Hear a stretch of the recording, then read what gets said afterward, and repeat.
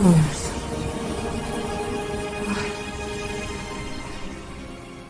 A 4-meter Thysaira queen, a creature whose biological dominance enforced instant fear across 2 stellar sectors, inexplicably decided to spare the single human who had dared to touch her exiled children. This wasn't a matter of galactic treaties or political maneuverings. It was because the man, exhausted and utterly unremarkable, was simply the only caretaker who remembered what vulnerability looked like. How does a species that wields true, overwhelming power completely misjudge the quiet, protective instinct of its smallest subjects? Before we dive into the frozen wastes of 2259 Alaska, let us know where you are watching from, and if you appreciate stories of quiet human tenacity, please subscribe to the channel. The story begins now. The air in the Northwatch facility smelled perpetually of stale coffee, cheap antifungal spray, and the terrifyingly subtle scent of stressed metals resisting the relentless pressure of the Alaskan permafrost.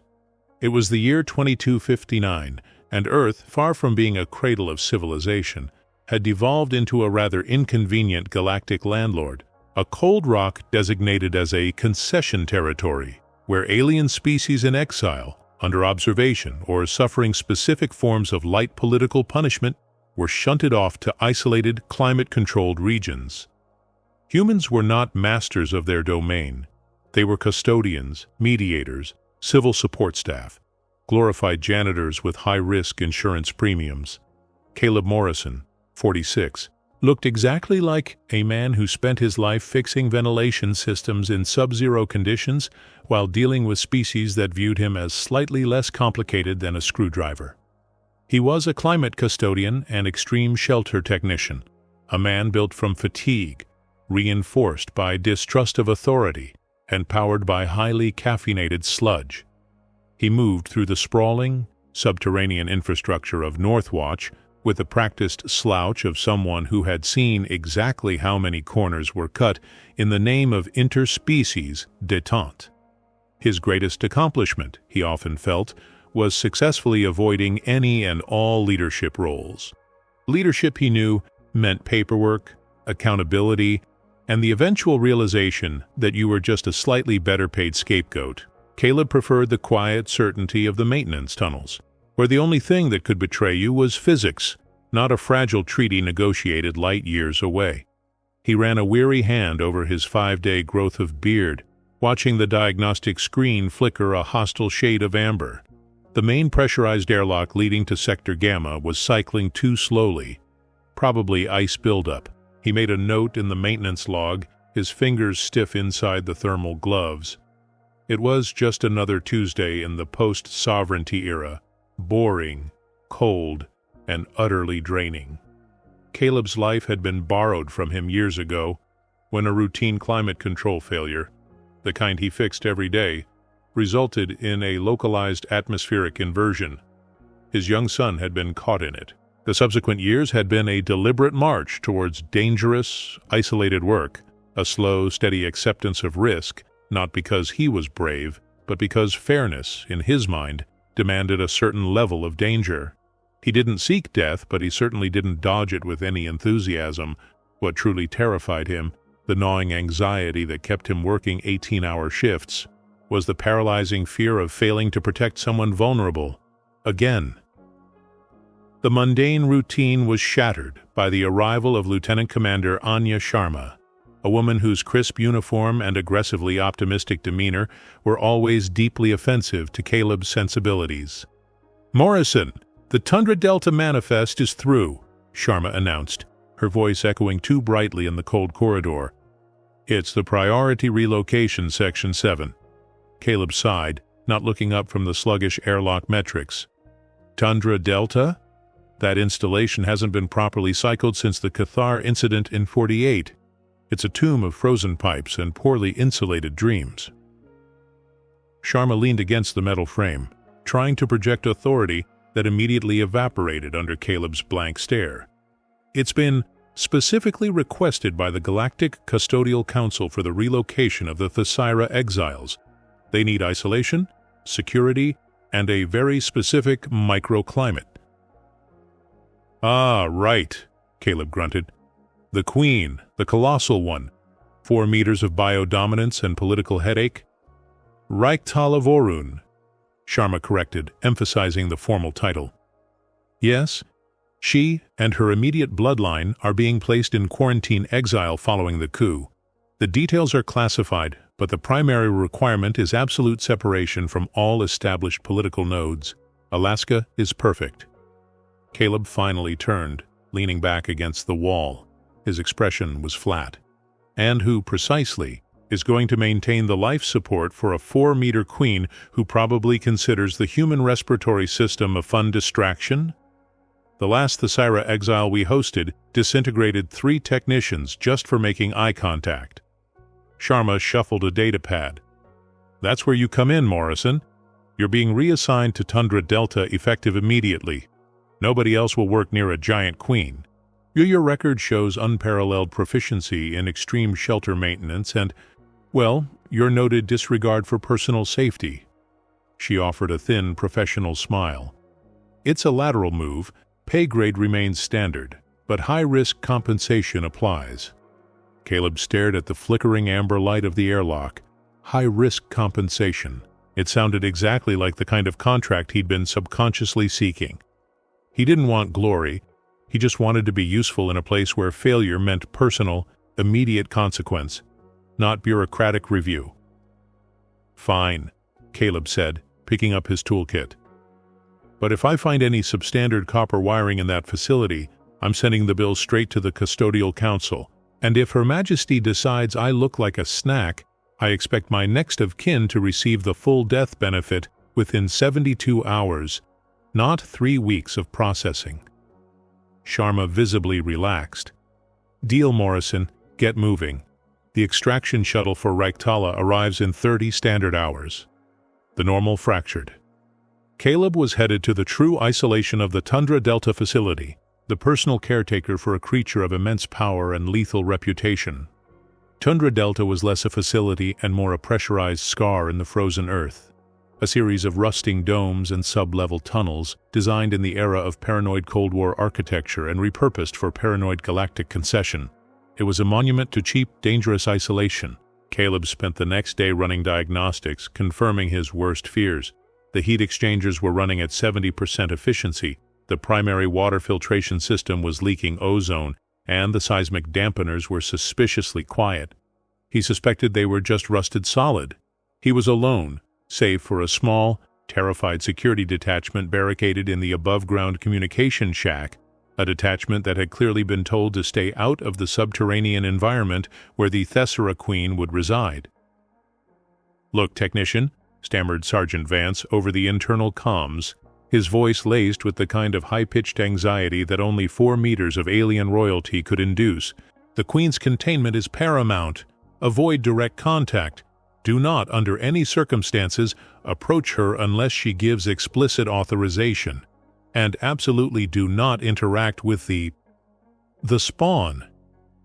"The children, Vance," Caleb corrected dryly, tightening a massive valve deep in the shelter's machinery level.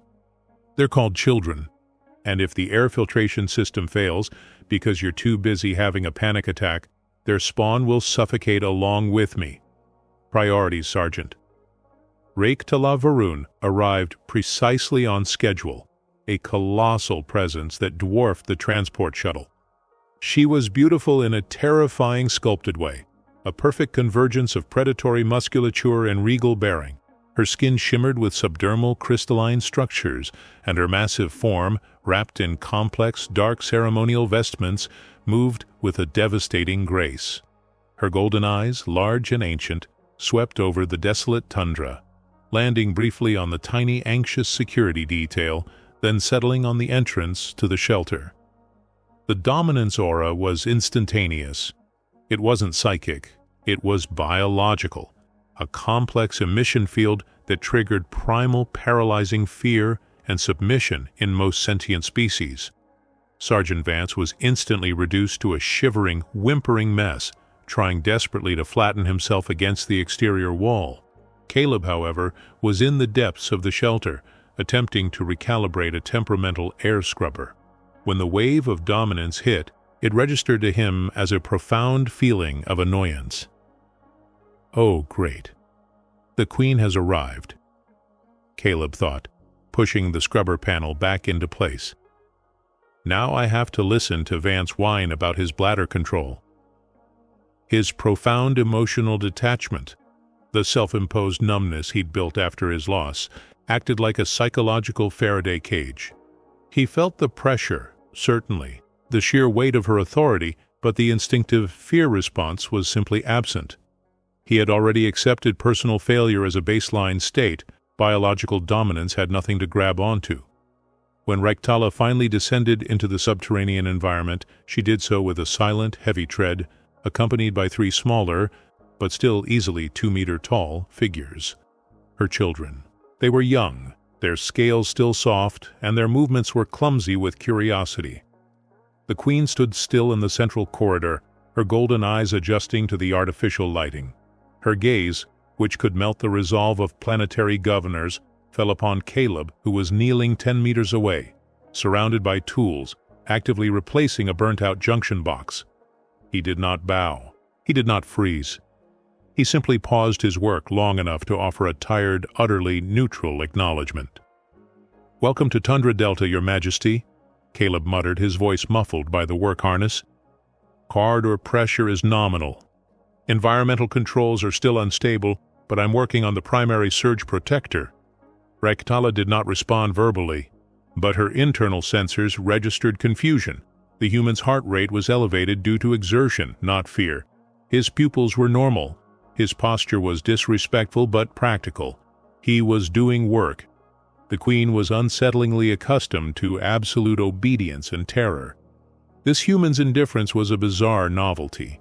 Meanwhile, her children, oblivious to the political intricacies and dominance fields, had discovered the shelter's single point of childish wonder. A collection of brightly colored, low-density fiber optics Caleb had installed in the primary nursery section to simulate a starlight pattern. The youngest, a Thesira male named Kalar, immediately tried to chew on the lighting strip. Caleb, without looking away from his wiring, raised his voice slightly. "Hey, don't chew the wiring, kid. Those are 220 volts. It'll hurt." The effect was immediate. The Queen's head snapped towards Caleb, the aura intensified, radiating a silent, lethal warning. "Do not address my progeny." Caleb, however, had spent a decade addressing the young and vulnerable. He knew that pure threat rarely worked on determined toddlers, alien or otherwise. "Seriously, Kalar?" Caleb sighed, finally looking up. "I just fixed that. Give me a minute, I'll find you a non-conductive chew toy." He opened his toolbox and retrieved a thick, discarded piece of industrial polymer tubing, a heavy-duty cable insulator he'd meant to toss. He lobbed it gently towards the young Thesira, who caught it clumsily in a large, scaled hand. Kalar immediately began gnawing on the approved plastic. Reichtala watched the interaction. The human had bypassed her dominance, directly addressed her child, and then provided a solution, all without demonstrating the slightest hint of submission. Her golden eyes narrowed, less in anger, and more in profound, intellectual bewilderment. The Queen was a creature of political exile and military power. She had been sent here as a problem removed, but now she felt the disturbing sensation of having landed on a planet where the rules of power seemed to operate on an entirely different frequency. Suddenly, a high-priority meteorological alert flashed across Caleb's diagnostic pad, overriding the local systems. The facility groaned, a sound that always meant bad news. The true scale of the problem had just been revealed. The Tundra Delta facility was about to meet the test of its life, and Caleb knew, with terrifying certainty, that it was going to fail spectacularly. The storm wasn't just a weather pattern. It was a weaponized vortex of ice and hyperboreal fury. 12 hours was not enough time. The external pressure sensors immediately jumped, pushing the structural integrity metrics into the yellow. The communication array in the shack above would be crushed within the hour, cutting them off completely. Caleb ran, fueled by adrenaline and the old corrosive fear of failing systems. The children's nursery section was the only part of the shelter designed for warm, humid conditions that the Sierra preferred high atmospheric moisture. If the climate control for that section failed, the biological impact on the young could be fatal within hours. He had to choose the main geothermal pump, which was failing and risked the entire facility's pressure balance, or the tertiary environmental unit in the nursery, which was easier to fix but required ignoring the greater structural problem. Caleb didn't hesitate. He grabbed the heavy maintenance pack and headed straight for the nursery sector. The main facility could endure structural instability for a few hours. The children could not endure a rapid freeze. As he worked feverishly, wrestling with a frozen coolant line, the spectral memory of his son flashed through his mind. The sterile smell of the hospital. The realization that he hadn't checked the redundant system that day. The guilt that had been leaching the marrow from his bones ever since. Never again. Not while I'm here. His movement brought him closer to Rakatala, who had settled majestically in the central docking bay, observing the frantic activity around her. She was a statue of golden-eyed skepticism, watching the tiny humans scurry about. She finally spoke, her voice a deep, resonant hum that vibrated the shelter walls. It was the Thesira language, translated instantly by the implant in Caleb's ear. Human, your movements are erratic. Your efforts focus on an auxiliary chamber when the core supports are failing. Your efficiency is compromised by fear. Caleb slammed a wrench down on a stubborn pipe union, earning a sharp metallic ring. He didn't look at her. "It's not fear, Your Majesty," Caleb retorted, his voice strained. "It's triage. The core supports will take 5 days to fail completely. The nursery humidity will drop below critical in 2 hours if this line snaps. You brought 3 vulnerable children into a compromised facility, and my priority is life support, not property damage." His casual audacity, his placing of the children's comfort above the facility's primary structural integrity, was stunning to the Queen.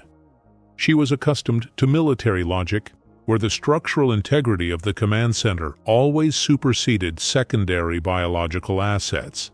The storm hit Tundra Delta like a physical blow. The entire shelter shuddered. The lights flickered and died, plunging the main corridors into emergency crimson. The temperature outside, according to the failing external readout, had plummeted past the expected maximum, diving toward the critical human limit of -40 degrees Celsius. A siren blared, not the generic alert, but the distinct, high-pitched wail reserved for environmental collapse. The communications panel on Caleb's wrist went instantly dark. No comms, no external help, total isolation. And then, worse, the floor beneath his feet vibrated sharply, not from the storm, but from a sudden, heavy displacement of rock and ice. A section of the outer tunnels, the ones leading to the abandoned research spurs, had just buckled under pressure. Caleb scrambled back to the central corridor. Rakatala was standing, towering in the red emergency light, radiating genuine distress. Her children were huddled close to her massive legs. But as the Queen started counting her progeny instinctively, a chilling realization hit Caleb, overriding his fatigue and his fear of physics. "Wait," Caleb gasped, counting the shadows. "Where is Kalar? Only 2 children are present." The youngest Thesira, the curious one, the one with the polymer chew toy, was gone. He must have slipped into the tunnels the moment the external pressure wave hit the facility. Rakatala let out a low, terrifying sound of maternal fury, a sound that promised death to whatever had dared touch her heir. Caleb didn't wait for permission or command.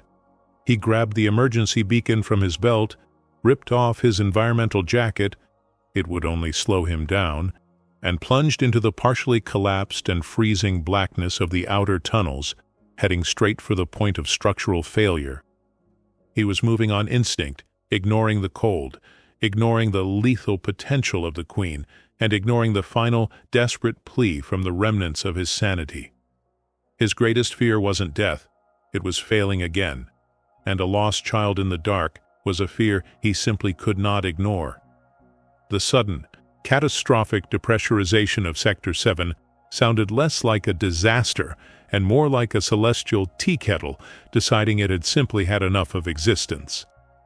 The sound was a high-pitched metallic shriek, followed by the deep grinding rumble of structural stress as the Tundra Delta facility, designed to withstand standard Alaskan blizzards amplified by 200 years of neglect, met a superstorm that specialized in geological contempt. Caleb Morrison, leaning heavily against a flickering auxiliary light panel in the main maintenance hub, felt the reverberation in his fillings. He wasn't scared exactly. He was profoundly annoyed. Fear was an emotion reserved for things you could control, like accidentally insulting a 4-meter-tall alien queen.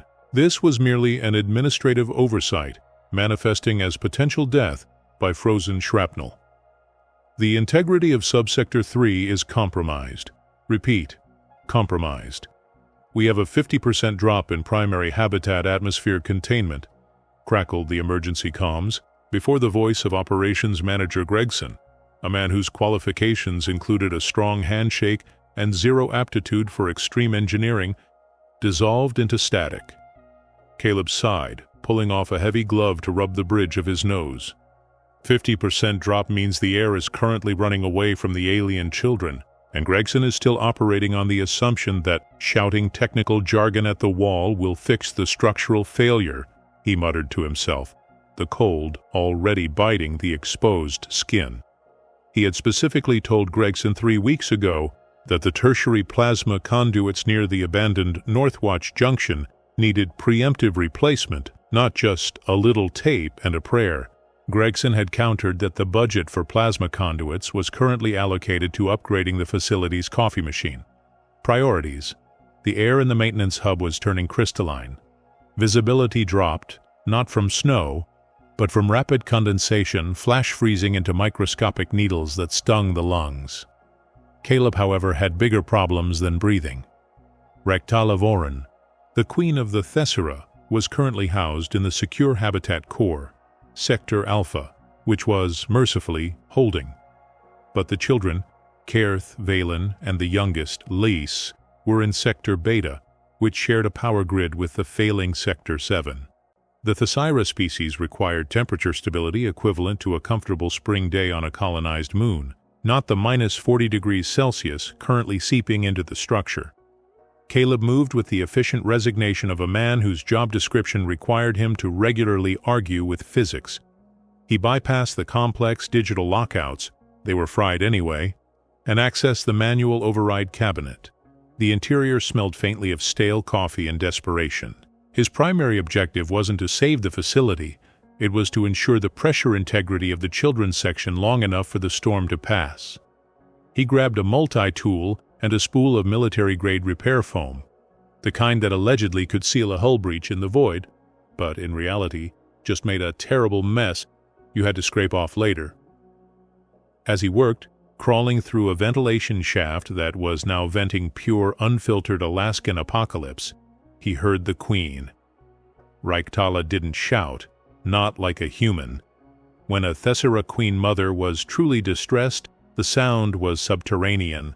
It was a resonant frequency that vibrated through bone, a low guttural thrum of biological dominance and pure, unrestrained maternal terror that was profoundly unsettling. It was the sound of something immense deciding the universe was wrong and needed immediate, violent correction.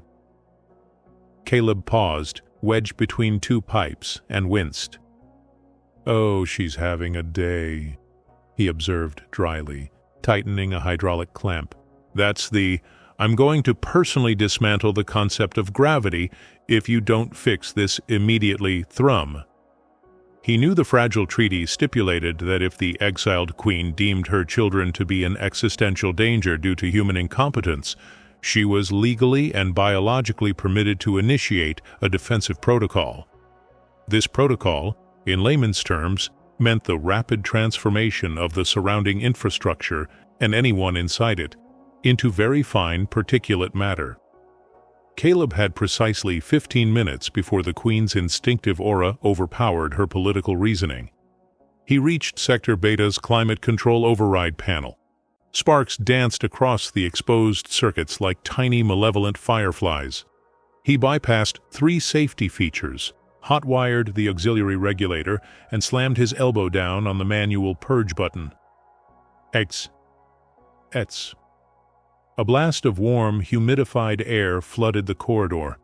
The internal temperature of Sector Beta stabilized, flickering back up to a sustainable 18 degrees Celsius.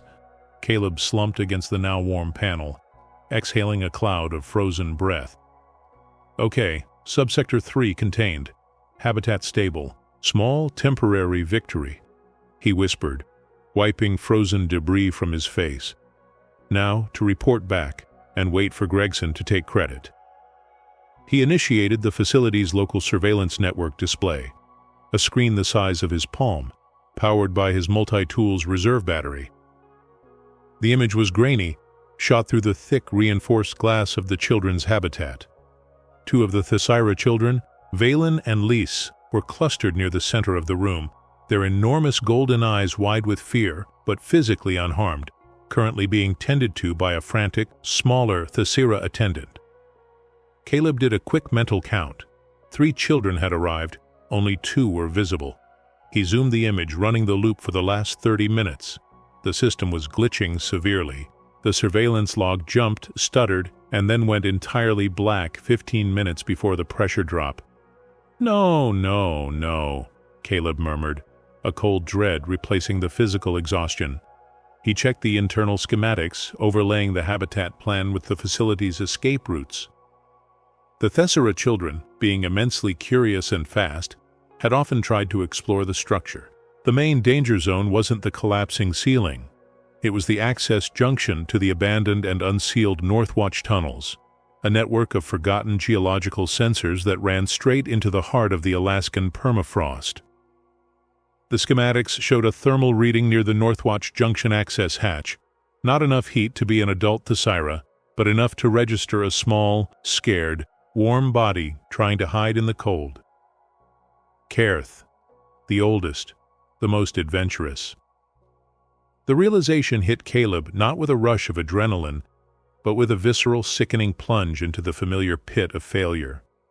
He should have checked the lock on that specific access hatch. He had told the night shift to seal it permanently, citing the exact danger of curious alien children exploring hyper-frozen voids. They had signed the log. He had trusted the log. Now, 1 child was gone, locked out in the structural periphery, likely hypothermic, alone in the collapsing darkness. The memory of the accident that took his own son, years ago, flashed behind his eyes. The chaotic whiteout, the structural failure, the crucial moment he had been too late to prevent the impossible from becoming tragically real. It wasn't the image of his son's face, but the paralyzing, cold weight of irreversible consequence. Not again. Never again. He looked back at the Queen sector. The bone-deep thrumming was intensifying. Reichtala knew. She might not know the exact detail, but the profound disturbance in the environment and the absence of one of her biological anchors was triggering the ancient, monstrous defense mechanism of her lineage.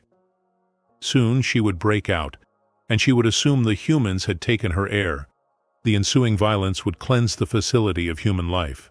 Caleb had a choice: report the missing child and wait for the official, fatally slow, and ill-equipped rescue attempt, which would certainly trigger the Queen's destructive fury before it even began, or he could go in himself. He knew what the rules said. Do not enter unstable zones alone. Do not engage with structural collapse. Do not approach an exiled royal heir without authorization and escort. Caleb looked at the small screen, the faint, warm blip near the hyper-frozen junction. Well, rules are lovely, aren't they? He muttered, standing up. But I'm just a technician. I don't do policy. I fix leaks. And there's a leak of warm, essential life into the void. He activated his helmet comms, knowing Gregson wouldn't hear him through the jamming, but feeling the need to perform the bureaucratic rites one last time. Maintenance hub to operations. This is Morrison. Situation report. Failure of Sector 7 was localized and contained. However, one minor Thessera entity, subject Karth, is unaccounted for.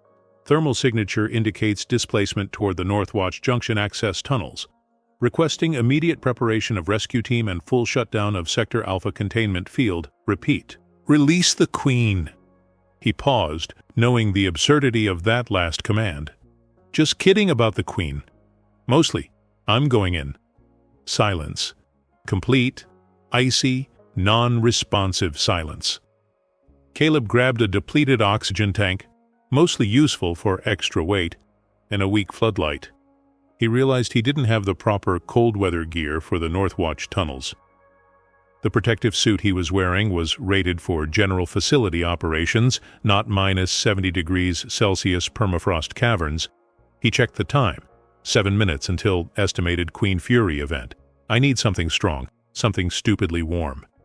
He spotted a discarded industrial-grade thermal blanket, thick, multi-layered emergency foil, technically meant for insulating plasma conduits, not people. It was bright silver and stiff. He wrapped it around his torso like an ill-fitting metallic toga, secured it with duct tape, and looked down at his reflection in the shiny surface. Looking sharp, Caleb. Very dashing. Like a frozen baked potato, he commented, then flipped down his reinforced visor. He approached the Northwatch Junction. The air immediately became drier, sharper, agonizingly cold.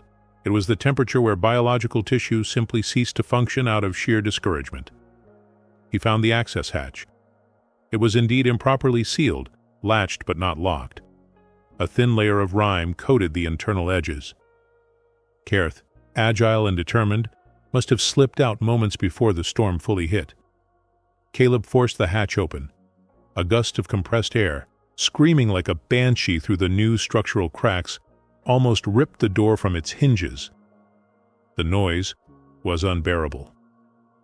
Beyond the hatch was the Northwatch corridor, a narrow, frozen vein of cement and steel that hadn't seen maintenance in 50 years. Ice formations hung from the ceiling like grotesque crystalline chandeliers, reflecting his weak light into confusing patterns. He didn't hesitate. Hesitation led to calculation, and calculation led to realizing this was a death sentence. He dropped into the tunnel. The tunnel floor was slick with refrozen water from a pipe burst years ago. The gravity here felt wrong, slightly heavier, likely due to tectonic shifts beneath the old abandoned military base. Every step was tentative, slow, agonizingly cold. Caleb turned on the internal sensor of his suit to measure core temperature. The display immediately flashed an angry red warning, indicating a rapid temperature drop. He was losing heat faster than he could generate it, despite the foil toga. He advanced, his beam cutting through the gloom. The silence of the Northwatch facility was absolute, broken only by the crackle of freezing structures and the labored, shallow sound of his own breath. He focused entirely on the blip on his handheld scanner.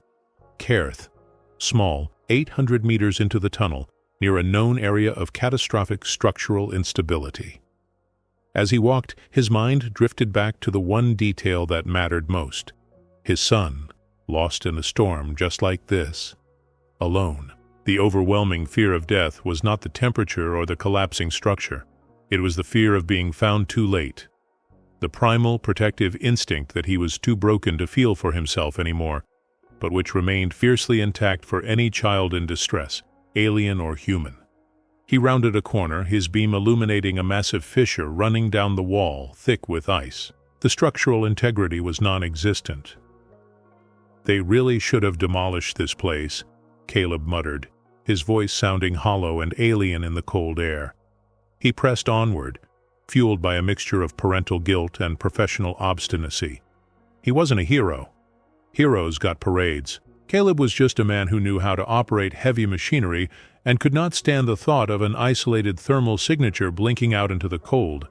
He was fulfilling a debt he could never repay, placing himself in harm's way not out of bravery, but out of a desperate, selfish need to not fail this time. 300 meters further, the tunnel ceiling dropped violently. A cascade of cement and ice exploded 20 feet in front of him. The sound deafened him momentarily, even through the helmet. He threw himself against a support pillar, the metallic foil of his blanket crinkling loudly. Debris rained down. He waited, heart pounding, listening for the ominous shift in the ground that meant total collapse. Nothing. Just the wind, amplified by the new breach, howling like a vengeful spirit. When he looked up, the way forward was completely blocked by tons of rubble. The air rushing in was now a solid wall of Arctic pain. Caleb checked the scanner. Caerth's blip was just beyond the collapse. He was close, perhaps 40 meters away. He tried to go around, scrambling over the slick, unstable rubble. His legs snagged, and he fell heavily, his head slamming against a frozen structural beam. A sharp, dizzying white pain shot through his skull. He tasted copper. "Right," he mumbled, pushing himself up, feeling the terrifying looseness in his left knee joint. "That's going to require stitches, or possibly amputation. We'll decide later." He was moving on borrowed time, powered only by sheer cold-numbed willpower. Hypothermia was setting in fast. His movements were becoming sluggish, his thoughts slow and fragmented. He managed to crawl over the worst of the debris. His light revealed a small secondary maintenance access pipe, a crawl space barely big enough for a human. It bypassed the main collapse, running parallel to the tunnel wall. He forced his aching, heavy body into the narrow pipe, scraping his back and elbows. The foil blanket tore, losing some of its insulating value. Just keep moving. Don't think about the cold. Think about the blip. The pipe opened into a small, insulated utility alcove, and there, curled into a tight, golden-scaled ball beneath a broken ventilation unit, was Caerth. The Thessera child was shivering uncontrollably, their large eyes squeezed shut, silent with terror and cold. Caerth was wearing only a light internal habitat tunic, entirely inadequate for this temperature. The child was already pale, the usual vibrant gold of their scales dulled to a matte bronze. Caleb scrambled out of the pipe, ignoring the searing pain in his knee. He knelt beside the child. He knew better than to touch a royal heir without permission. The Thessera protocols were brutally strict, but protocol was currently useless paperwork in a frozen hell. He placed his gloved hand near the child's face. "Hey, it's okay. I'm Caleb. Just the guy who fixes the heat," he whispered, his voice shaking, partly from cold, partly from relief. Caerth opened their eyes, golden light flickering weakly in the darkness. The fear was raw, absolute. Caleb realized the child was not just cold, they were trapped. Their small, prehensile claws were stuck fast to the metallic floor plate, frozen by the condensation. There was no time for subtlety. Caleb had to warm them, and he had to shield them. Moving agonizingly slowly, fighting the deepening hypothermia, Caleb gently unwrapped the remains of his silver thermal blanket. He draped the thick foil over Caerth, tucking it under their small body. He then pulled the child, gently but firmly, away from the frozen floor. The child let out a soft, frightened chirp as the frozen skin tore slightly away from the metal. Caleb pulled Caerth toward his chest, using his own heavy suit, now desperately cold, as the primary insulator. He curled his body around the alien child, forming a clumsy human shield against the wind, howling in from the main collapse area. He couldn't stand up. His head throbbed, his leg refused to bear weight, and the cold was now a crushing weight. He checked his scanner again. The child's thermal signature was stabilizing, slightly. His own was plummeting into dangerous territory. Caleb leaned his wounded, aching body heavily against the icy wall, wrapping his arms around the incredibly foreign, delicate life form. He closed his eyes. He waited. He didn't know if anyone would find them. He knew the Queen would be breaking free soon, if she hadn't already. The rescue team was never coming. This was the end of the line. He only had one thought left, a dim spark of satisfaction amidst the icy haze. Caerth wasn't alone. The low thrumming sound, the monstrous song of the Queen, was suddenly much, much louder. It was no longer a distant vibration. It was close, in the tunnel. Caleb managed to crack his eyes open, just as a colossal shadow, impossibly large, filled the narrow utility alcove entrance. Rektala Varun had broken out. Her golden eyes, normally regal and guarded, were now wide with pure, murderous search. She was a moving glacier of gold scales and fury. She stopped, her vast shadow engulfing the alcove. She saw the debris, the human blood, and the small, silver-wrapped bundle near the wall. Caleb Morrison, injured, bleeding, and hypothermic, was physically protecting her child with his fragile mortal body. He barely managed to look up into the terrifying, furious face of the giant alien queen before the cold finally took his vision. The subterranean passage reeked of ozone, wet rock, and the coppery tang of adrenaline. Caleb didn't register the smell. He only registered the cold, which had stopped being painful and had transitioned into a quiet, deeply unpleasant numbness. He was barely aware of the presence of the two Thesira children tucked beneath his useless, trembling arms, their small, scaled bodies radiating a tiny, insufficient heat. He had found Sothis, the third child, huddled behind a collapsed ventilation unit minutes before he completely gave out, managing to drag the young alien back to the relative shelter of a maintenance junction just as the tremors stopped. The task was done. The mission profile, protect assets in a level 5 collapse, had been technically achieved, albeit at the cost of his right arm's mobility and possibly several toes. Then, Rektala arrived. She did not announce herself with a grand entrance or a dramatic flash of light. She simply materialized out of the dense shadow clinging to the periphery of the facility lights, an impossibly vast silhouette filling the narrow maintenance corridor. Her golden eyes, usually a calm, calculating intelligence, were volcanic now, radiating the raw, ancient dominance of her species, amplified tenfold by maternal terror. The air pressure seemed to drop around her, the psychic weight of her presence a physical thing that made Caleb's remaining conscious nerves scream in incoherent panic, a fear that his detached mind recognized as merely background noise. She looked down, 4 meters of regal, golden-eyed fury focused on a damp, middle-aged human technician crumpled on the frozen floor, clutching 3 of the most valuable beings on this desolate, frozen planet. If the Queen had initiated her traditional biological command aura, Caleb would have been reduced to gibbering obedience, perhaps even a fatal seizure. But the trauma, the exhaustion, and the hypothermia had served as an unexpected, perverse form of psychological insulation. He had crossed the threshold of caring about power, leaving him just slightly too numb to obey a god queen. Rektala lowered one hand, a massive articulated limb that could effortlessly crush the maintenance junction into dust. She hooked 3 perfectly sculpted fingers beneath the collar of Caleb's heavy-duty thermal suit. The cold steel of the environment, the terror of the collapse, the vastness of the alien species, it all funneled into that single, precise point of contact. She lifted him. Caleb weighed nothing to her. He hung suspended 2 meters above the ground, dripping meltwater and tunnel filth.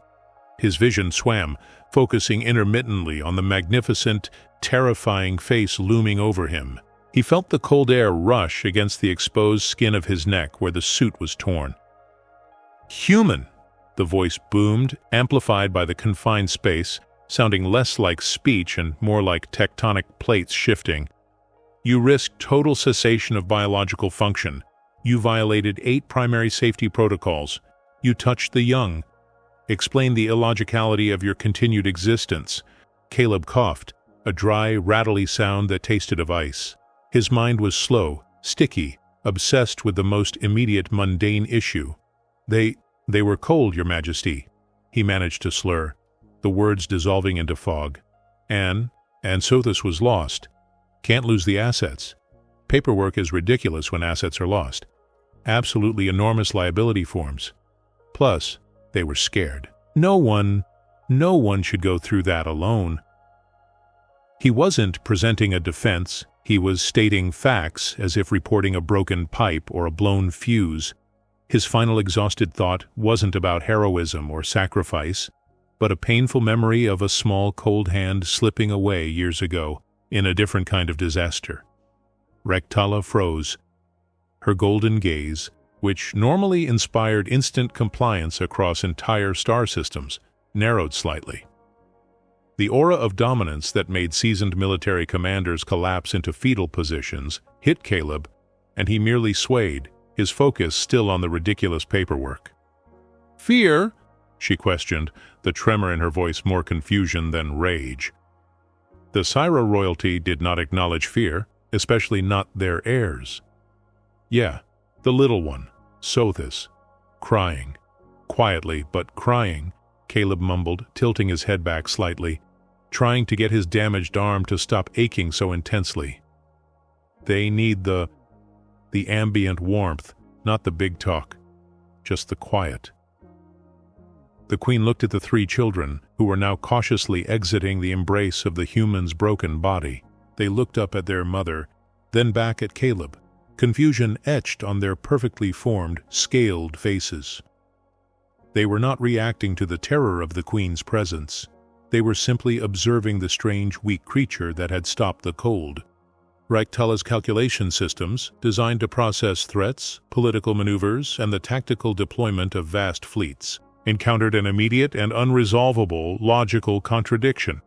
This creature, fragile, easily crushed, technologically insignificant, had chosen guaranteed personal destruction over the abandonment of others young. He had ignored orders, protocols, personal safety, and the primal fear her very essence inspired, all for the sake of eliminating a subjective state known as being alone in the cold. She had been told humans were volatile, ambitious, and ultimately disposable caretakers. She had expected to find a corpse, or perhaps a fool trying to ransom her offspring. She had found neither. She found a tired man protecting her children from the cold, and slightly worried about his insurance deductible. The decision took exactly 0.8 seconds in the vast processing power of the Thesira mind. A decision that rewrote centuries of galactic diplomacy. Ractala slowly lowered Caleb, placing him with astonishing, almost surgical care back onto the frozen ground. The terrifying pressure in the air dissipated. "He does not claim them," she stated, her voice returning to its resonant, regal tone, stripped of the immediate threat. He only guarded them.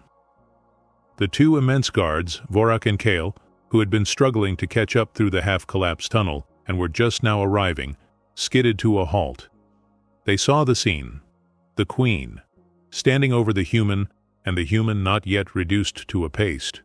Both guards executed a complex maneuver designed to show profound deference and simultaneous panic. "Majesty, the protocol for human contact with the young," Vorak began, his voice laced with terror. "The protocol is superseded," Ractala interrupted, turning her golden eyes toward the human. She gestured toward Caleb with a hand the size of a shovel. "Stabilize the caretaker. He is no longer a liability. He is an instrument of necessary protection." Kyle, the lead medic of the Thesira security detail, rushed forward, tripping slightly over a piece of collapsed conduit. He carried a field kit that looked like a miniaturized industrial welding machine. He scanned Caleb, whose core temperature was dangerously low. "Core temperature 40.5 degrees Celsius, Majesty. He's failing," Kale reported, immediately applying a massive, pulsed thermal stim patch to Caleb's chest. The effect was immediate and violently uncomfortable. Caleb woke up with a jolt, thrashing slightly against the enormous alien attempting to save his life. "No! Wait! That burns! Too much heat! Hypothermia! You have to warm me slowly! Don't shock the system!" Caleb yelled, reverting instantly from philosophical martyr to irritable technician. Kale looked utterly bewildered. "The thermal stim is calibrated for the Syra standards. It provides immediate, systemic thermal replenishment." "I am not systemic. I am barely human. My blood vessels will explode," Caleb protested, weakly trying to swat away the alien medic. Ractala watched the absurd scene. The human who had just faced down certain death was now arguing technical specifications with her most decorated medic, purely out of a deeply ingrained, bureaucratic knowledge of biological failure. "Adjust the output to 2%, Kale," Ractala commanded, a note of detached amusement entering her voice. "The human seems to know his own limitations better than our database." Cale made the adjustments, grumbling about species-specific inefficiencies. The aftermath was, predictably, a logistical nightmare. Caleb was eventually stabilized, though the nerve damage to his arm and the frostbite he sustained necessitated extensive, complex, and hilariously bureaucratic medical treatments involving 5 different species who all disagreed fundamentally on the nature of human pain management. He had survived, but he was undeniably broken, a walking testament to the fact that courage, while emotionally resilient, does not make the fragile human body immune to sub-zero temperatures. Ragtala, however, was fundamentally changed. She had come to Earth expecting human apathy and opportunism, confirming her species' long-held belief that smaller creatures were incapable of transcending self-interest. Instead, she witnessed an act of humble, localized, and ultimately non-political protection. Caleb had not saved the galaxy. He had simply prevented 3 children from being scared. This transformation manifested not in soft platitudes, but in ironclad, galactically enforceable policy changes. 3 weeks after the collapse, while Caleb was still recovering in a sterile, white room, mainly complaining about the tasteless nutrient paste and the relentless Xenonian physical therapy regimen, Ragtala leveraged her remaining political capital. She addressed the Grand Conclave, the ruling body that had exiled her, not seeking reinstatement, but demanding amendments to the Treaty of Isolated Concessions, specifically concerning exiled territories. Her proposal, which stunned the galactic community into silence, redefined the human role. Humans were no longer civil support and disposable assets. They were now officially designated civil guardians of dependent populations. A species that would risk its fragile, momentary existence not for glory, power, or personal gain, but simply to mitigate the terror of children in isolation, holds a fundamental, necessary value, Ragtala declared, her image projected across the trillion-populated screens of the conclave. We judged them by their lack of claws and shields. We should have judged them by their willingness to be the shield themselves. The conclave, unable to politically counter an argument built on the indisputable survival of a queen's heirs, ratified the change. Earth did not become a center of power, but it gained a silent, unprecedented layer of protection, based entirely on the actions of one exhausted 46-year-old technician. Caleb, upon hearing the news from a perpetually stressed liaison named Commander Zinn, merely sighed. "Guardian, does that mean I get better dental?" Zinn blinked his 4 eyes rapidly. "Morrison, you have just elevated your entire species in the galactic framework." "Yeah, but I'm going to have to file 3 new forms for interspecies protocol change compliance, and probably attend a mandatory sensitivity seminar," Caleb grumbled, trying to manipulate a plastic fork with his still numb fingers. "It's always more paperwork." Life returned to a new kind of normal at Tundra Delta. Caleb went back to work, adjusting to his permanent injuries, which required him to use a slightly clumsy but highly effective electrohydraulic glove on his right hand. He was a low-level legend, the subject of whispered conversations across starships, yet he still preferred the quiet isolation of the facility's maintenance tunnels. He still disliked authority, still avoided praise, and still felt acutely borrowed from his own life. Ragtala treated him differently. She did not seek friendship, which was beneath her station, nor did she grant him favors, which would insult his integrity. Instead, she offered him silent, absolute trust. When the children needed a system check on their personal environment zones, or when they mysteriously acquired contraband, usually high-density synthetic cocoa from the human quarters, it was Caleb she summoned, not the official security personnel. One day, he was fixing a sensor array near the Queen's main living space, when Ragtala appeared behind him, looming over his hunched form. "Technician Morrison," she said, her voice low. Caleb didn't jump. He just sighed and twisted a stubborn bolt with his new hydraulic glove. "Yes, Your Majesty. That humidity sensor is reading 23%, not the required 25. I'm recalibrating now. It's probably the salt buildup from when Kale spilled the purification fluid. It is not about the humidity, she corrected. I merely wish to observe the functionality of your replacement limb. Caleb shrugged, flexing the glove. It works. Heavy, though. Makes it hard to scratch my nose. The Queen studied the glove, then the human's face, which bore the deep, indelible lines of exhaustion and quiet resignation. She remembered the fire in his eyes when he lifted her youngest child from the ice. Your species, she finally said, the statement sounding like an official edict. You fix things that are fundamentally broken. Even yourselves. Caleb paused his work, looking at the sensor array. We don't fix them, Your Majesty, he corrected, tapping the recalibrated unit. We just make them usable again. We put patches on the holes and keep going. That's the whole trick, really. He went back to work, adjusting the ventilation, completely unaware that he had just provided the Queen of Thesira, a being of unmatched biological and political dominance, with a profound lesson on resilience. Humans did not transcend pain or fear. They simply patched the failures, dealt with the paperwork, and ensured the vulnerable were not alone in the dark. And for Raik Tala Vorun, that was a value greater than any power. We often look to the stars for gods and heroes, expecting humanity to rise to meet the alien challenge with fleets of destroyers or brilliant scientific feats. But the universe doesn't need our warships. It needs our quiet custodians, the humble souls who show up to work in the freezing cold, ignore the terrible grandeur, and simply ensure that the children, alien or human, don't have to face the terrors of the dark alone. That is the fundamental, ridiculous, and unavoidable truth of human value. We are the stubborn patch on the wound of the universe, and we absolutely refuse to leak. This story makes you wonder, how many times has humanity's greatest power been the sheer, unsexy practicality of choosing responsibility over self-preservation? What does it truly mean to be brave when your only tool is a broken, tired body?